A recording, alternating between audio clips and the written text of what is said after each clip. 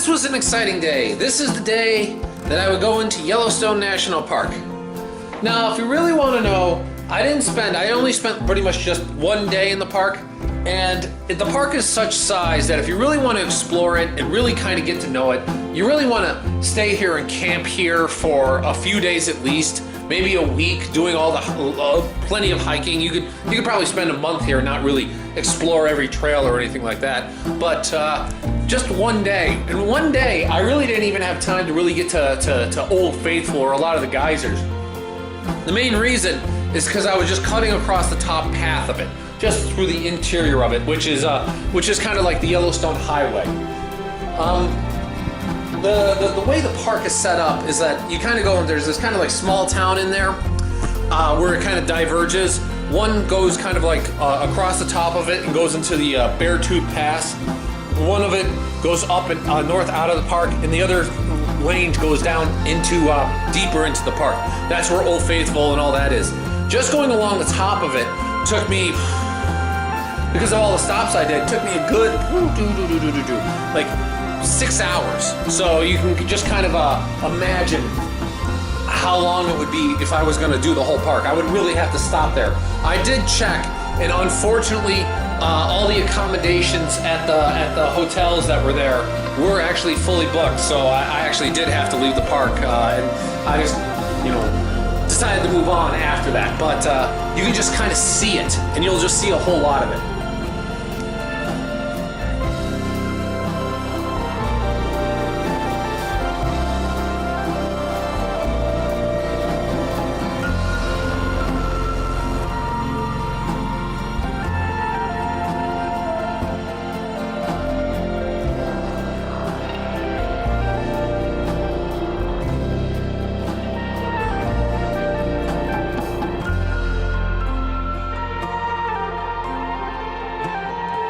Yellowstone, if you didn't know, was actually one of the first national parks ever set up. I believe it was set up by Teddy Roosevelt. And Teddy Roosevelt, who actually started the National Park Service. The first place is called the Devil's Mound, which I think is in South Dakota or something like that. The big mound that goes up. But Yellowstone was up there as one of the early ones.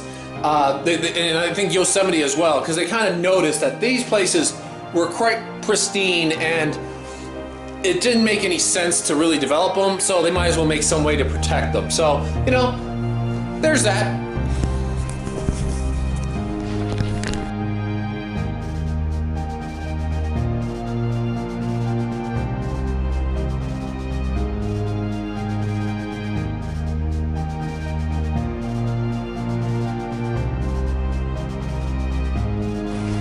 Now this is Yellowstone.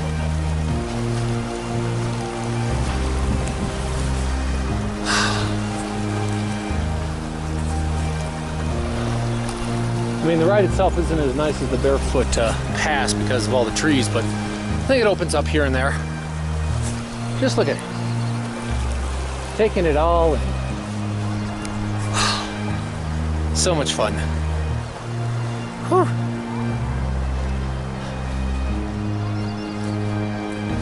So this is just a start. Let's see what else we can find.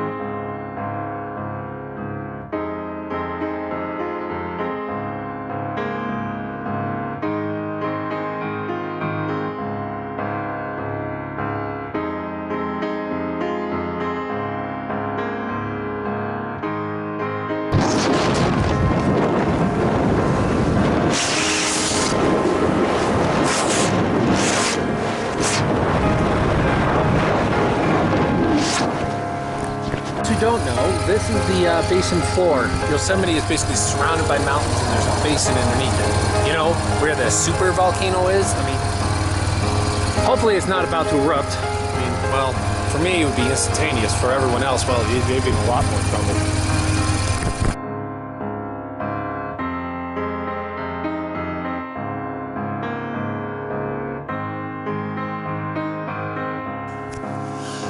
This road they try and keep open year-round, but the vast majority of the park is actually closed through kind of the majority of the year. This is well over a mile above the ground, and because of how significantly north it is, it tends to get a lot of snow, so it will be blocked off for the most part for big sections of the year. I mean, I think it closes down usually sometime like in late October and won't open sometimes not until into mid-June, just because of how much snow will fall.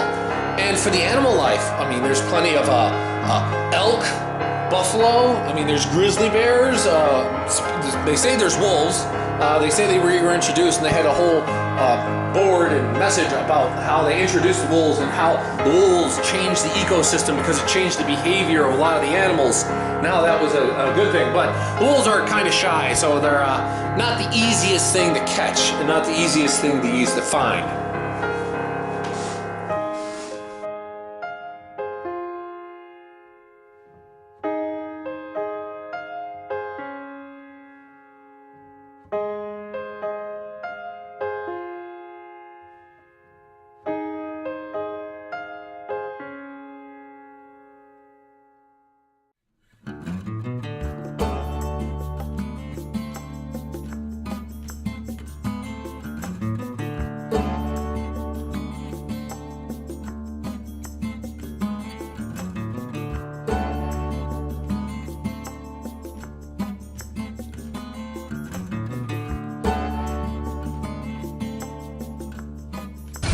Woohoo! Look at Alice!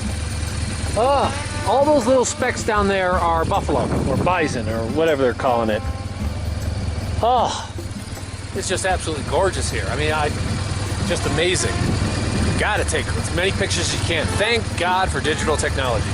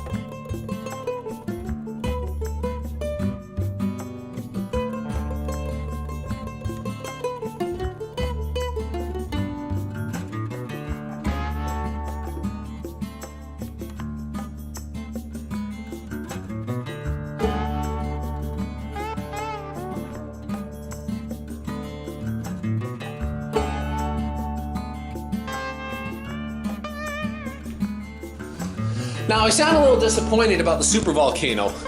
The main reason I was disappointed because driving through and reading all the placards and the information about Yellowstone, they don't talk about the fact that it's a supervolcano.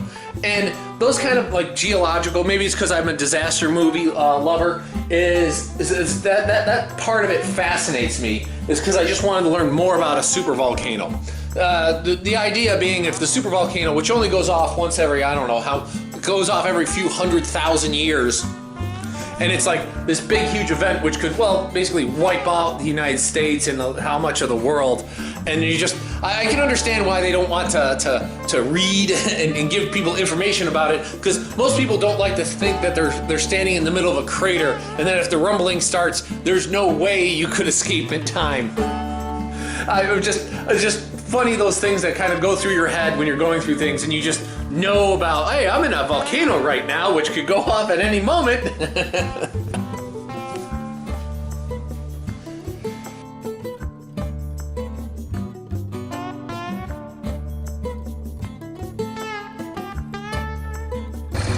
I mean, just looking out there, it's like incredible, the views. The whole basin, the whole wide open area. The buffalo are definitely out today. They're all over the place. Apparently, there was a bear sighting back there, but you know, I was too late. I saw some pictures of it, but you know, battery power getting low. I regret nothing.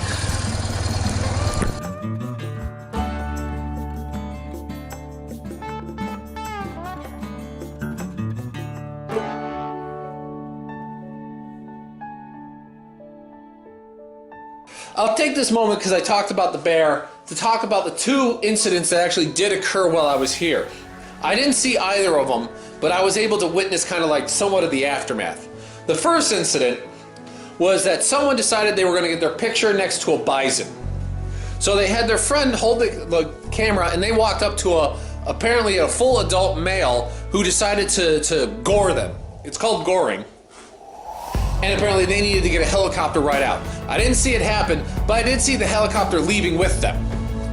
So that'll be the most expensive helicopter ride of that guy's life. The other was, apparently there was a grizzly bear sighting. The grizzly bear apparently approached a place where they have this big picnic area, and a lot of people stop and they have a lunch or whatnot. And the grizzly bear approached, rangers fired off some shots, and the bear just ran off. A number of people I saw got pictures of it. I wasn't exactly about to go running after it to kind of get a picture of it myself, but you know, hey, I think I've seen a grizzly bear in a zoo. That's probably where I'm comfortable seeing them. Seeing them without like a wall or some kind of great barrier in between us would probably make me a little uncomfortable.